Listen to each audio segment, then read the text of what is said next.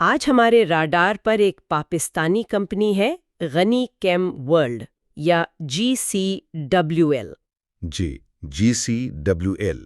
یہ stock market میں نسبتاً نئی ہے اور ایک ایسے شخص کے لیے جس نے اس میں دلچسپی ظاہر کی ہے، ہم نے کچھ مواد اکٹھا کیا ہے، پاکستان اسٹاک ایکسچینج سے ڈیٹا، کچھ بزنس رپورٹس، اور آج ہم اس کا گہرائی سے جائزہ لینے والے ہیں۔ بالکل، اور یہ دلچسپ اس لیے بھی ہے کیونکہ یہ نئی لسٹڈ کمپنی ہے، تو اس کی کوئی بہت پرانی مالیاتی تاریخ تو ہے نہیں۔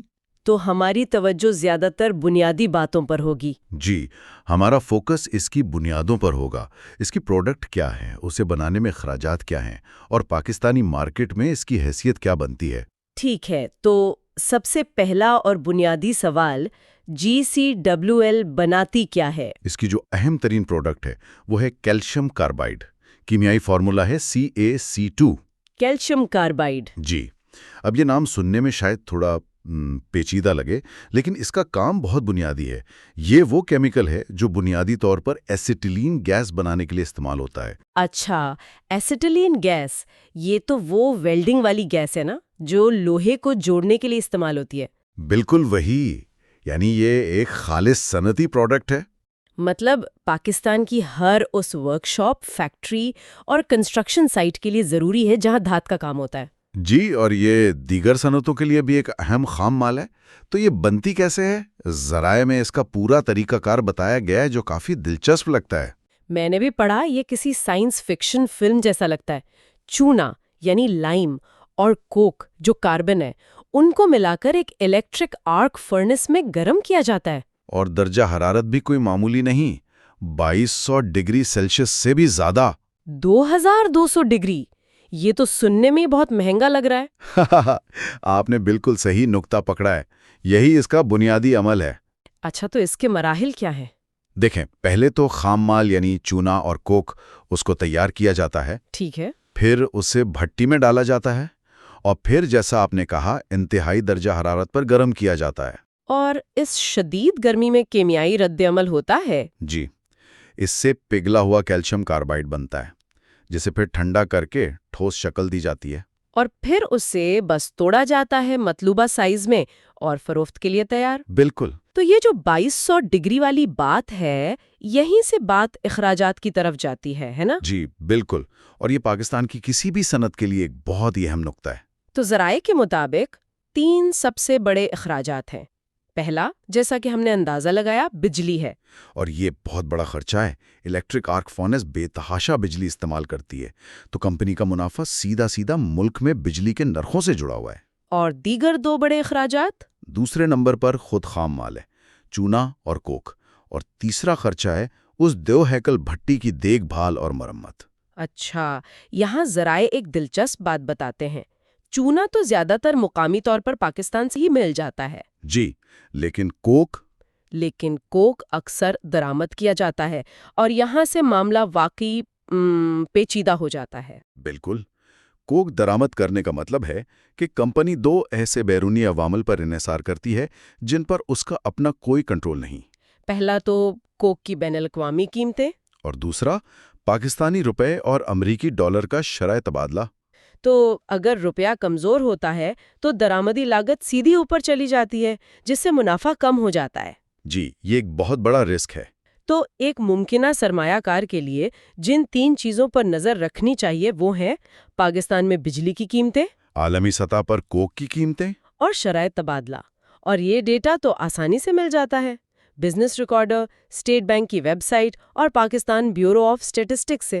اس سے ایک اور سوال کا جواب بھی ملتا ہے جو پیداواری لاگت سے متعلق ہے۔ وہ کیا؟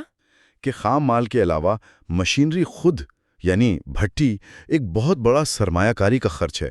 یہ کوئی سادہ مکسنگ اور پیکیجنگ کا کام نہیں ہے۔ یہ ایک بھاری صنعت ہے جس میں ٹیکنالوجی اور حفاظت پر بھاری سرمایہ کاری کی ضرورت ہوتی ہے۔ بالکل۔ چلیں اب کچھ اعداد و شمار کی بات کرتے ہیں۔ کمپنی نئی ہے، 2025 میں لسٹ ہوئی، تو 5 سالہ تاریخ تو ہے نہیں۔ ہمیں اب تک کیا معلوم ہے؟ ہمارے پاس کچھ ابتدائی اعداد و شمار ہیں۔ کل اثاثے تقریباً 4.68 ارب روپے ہیں۔ ٹھیک ہے۔ اور شیئر ہولڈرز کی ایکوٹی تقریباً 3.52 ارب روپے ہیں۔ اور مارکیٹ کیپٹلائزیشن؟ وہ تقریباً 5.05 ارب روپے ہے۔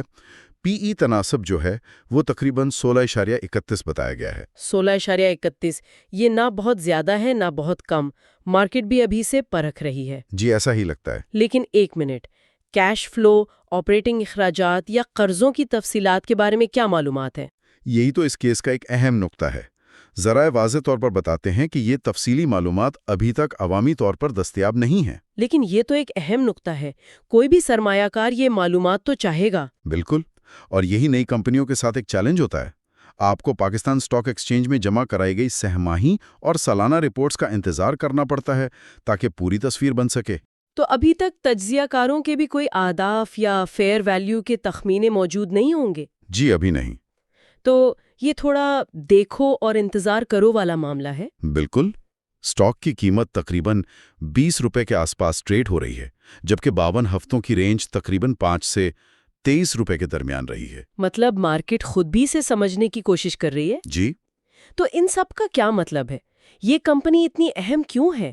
ذرائع میں ایک بہت بڑے مثبت پہلو کا ذکر ہے، اور وہ ہے امپورٹ سبسٹیٹیوشن، یعنی درآمد کا متبادل۔ جی، سالوں سے پاکستان اس کیمیکل کے لیے درآمدات پر انحصار کرتا رہا ہے۔ اور جی سی ڈبلیو پاکستان میں کیلشیم کاربائڈ بنانے والی پہلی بڑی کمپنی ہے۔ بالکل، یہ اس کا سب سے بڑا اسٹریٹجک فائدہ ہے۔ جی سی ڈبلیو کی مقامی پیداوار اس پوری مارکیٹ پر قبضہ کر سکتی ہے۔ یہ تو بہت بڑی بات ہے۔ جی، یہ ایک بہت بڑا موقع ہے۔ اور مستقبل میں ترقی کے کیا امکانات ہیں؟ ذرائع چند شعبوں کی طرف اشارہ کرتے ہیں۔ پہلا تو واضح ہے، پاکستان میں عمومی صنعتی ترقی، یعنی زیادہ ویلڈنگ، زیادہ کیمیکلز کا استعمال۔ جی۔ دوسرا ہے برآمدات کے مواقع، خاص طور پر خطے میں جیسے افغانستان۔ اچھا، افغانستان کو برآمدات؟ اور تیسرا اور شاید سب سے بڑا وہ ہے بنیادی ڈھانچے کے منصوبے، جیسے سی پیک وغیرہ۔ بالکل، ان منصوبوں سے اسٹیل اور ویلڈنگ کی طلب میں بہت اضافہ ہوتا ہے۔ تو یہ بڑی تصویر سے جڑتا ہے۔ جی، کمپنی کی کامیابی صرف اس کی اپنی کارکردگی پر منحصر نہیں، بلکہ یہ پاکستان کے صنعتی شعبے کی ترقی پر ایک داؤں ہے۔ لیکن خطرات کو بھی یاد رکھنا اتنا ہی ضروری ہے۔ بالکل، توانائی کی قیمتوں اور درآمدی کوک پر انحصار، اور چونکہ یہ ابھی شروع ہوئی ہے اس لیے محدود تاریخی منافع، جی، جو ایک اہم صنعتی کیمیکل بناتی ہے، کیلشیم کاربائڈ۔ اور یہ مقامی صنعتی ترقی اور درآمدات کے متبادل پر مبنی ایک موقع ہے۔ بالکل، اور جن اہم متغیرات پر نظر رکھنی چاہیے وہ بیرونی ہیں: بجلی کے نرخ، عالمی سطح پر کوک کی قیمتیں اور روپے کا شرخ تبادلہ۔ اور اندرونی مالیاتی تصویر ابھی واضح ہو رہی ہے۔ جی، اس لیے پاکستان اسٹاک ایکسچینج میں ان کی سرکاری فائلنگ پر نظر رکھنا بہت ضروری ہے۔ تو یہ کلاسک کیس ہے جہاں اعلیٰ صلاحیت کے ساتھ ساتھ اہم اور واضح خطرات بھی موجود ہیں۔ اور یہ ایک آخری اہم سوچ کو جنم دیتا ہے۔ وہ کیا ہے؟